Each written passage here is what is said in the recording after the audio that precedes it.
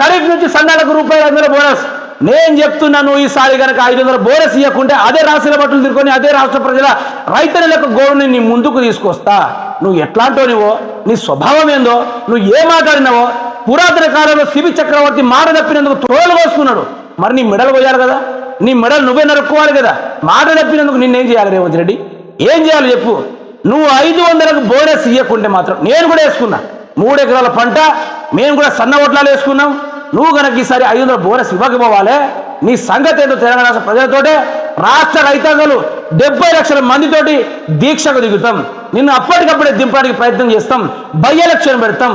నీ గోచి ఊడదీసి ఇక్కడి నుంచి ఊరకగొట్టేలా రైతుల ద్వారా చేస్తాం. ఇది నువ్వు రాసి పెట్టుకో. డైరీలు రాసుకుంటావా, సైన్ పెట్టుకుంటావా, ఇంకేమైనా చేసుకో. 500 బోనస్ ఇచ్చి తీరాలి. రైతులకు ఆశ కల్పించినావు. లేనిపోని ఏదో దొడ్డు ఓట్లేసుకొని పెట్టుబడులు తక్కువ వాళ్ళు పండించుకునేది.